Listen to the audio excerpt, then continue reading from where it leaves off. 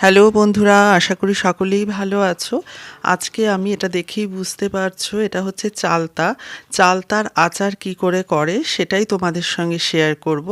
চালতাটা প্রথমে দুভাগ করে কেটে নিলাম। এটা ভীষণই শক্ত হয়, কাটবার সময় কিন্তু খুব সাবধানেই কাটতে হবে। মাঝখানের যে বীজের অংশটা আছে সেটা বাদ দিয়ে দিতে হবে। বাদ দেওয়ার পর তারপর যে চালতার যে চোকলার পোর্শনটা রয়েছে সেটা সম্পূর্ণ ছাড়িয়ে নিতে হবে। ছাড়িয়ে নিয়ে টুকরো টুকরো করে চালতাটা প্রথমে কেটে নিতে হবে। টুকরো টুকরো করে কেটে নেবার পর দেখতে পাচ্ছ আমি সমস্ত চালতাটা টুকরো টুকরো করে কেটে নিয়েছি। চালতাটা থেতো করে নেবার কারণ হচ্ছে চালতা যেহেতু খুব শক্ত হয়, যাতে সমস্ত মশলা আচারের মশলাটা এতে ঢোকে, সেই কারণেই। এবার চালতার আচারের যে মশলাটা তার মধ্যে মৌরি, জিরা, ধনে আর শুকনো লঙ্কা নিয়ে নিলাম। এটা ড্রাই রোস্ট করে নেব, প্রথমে করে গুঁড়ো করে নেব।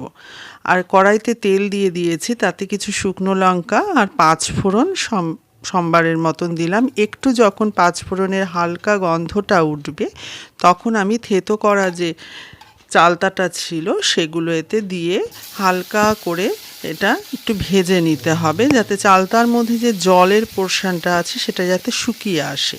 নুন হলুদ দিয়ে দিয়ে দিতে হবে তখনই। শুকিয়ে যাবার পর, জলের পোর্শনটা শুকিয়ে যাওয়ার পর এতে দিয়ে দিতে হবে গুড়। আমি পরিমাণটা বলছি না, আমি এখানে 3টে মতো চালতা নিয়েছিলাম আর 500 মতো গুড় আমি এখানে দিয়েছি। এটা তোমরা যতটা পরিমাণে তোমরা চালতা নেবে সেই পরিমাণে গুড়টা দেবে। কেউ একটু টক মিষ্টি খেতে ভালোবাসে, সেখানে গুড়ের পরিমাণটা কম দিতে হবে। দিয়ে ভালো করে এটাকে জাল করতে হবে। জাল হয়ে যাবার পর যে আমি ভাজা মশলাটা করেছিলাম সেটাকে গুঁড়ো করে অর্ধেক পোর্শন এতে দেব, আর অর্ধেকটা আমি এটা রাখবো। ওটা ঠান্ডা হয়ে যাবার পর আমি গুঁড়ো মশলাটা এতে দেবো। ঠান্ডা হয়ে গেছে, এবার ভাজা মশলাটা এতে আমি দিয়ে একটু নাড়াচাড়া করে, অবশ্যই কিন্তু এটা রোদে ভালো করে দিতে হবে, কাচের বয়মে রাখতে হবে এবং রোদেও দিতে হবে। পরের দিন আচারটা ঠিক দেখতে এরকম হয়েছে।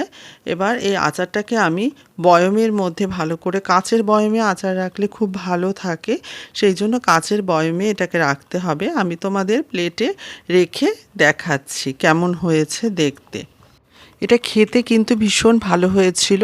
তোমাদেরকে তো খাওয়াতে পারলাম না, তোমরা বাড়িতে অবশ্যই ট্রাই করো। তোমাদের কাছে কেমন লেগেছে কমেন্টে জানিও।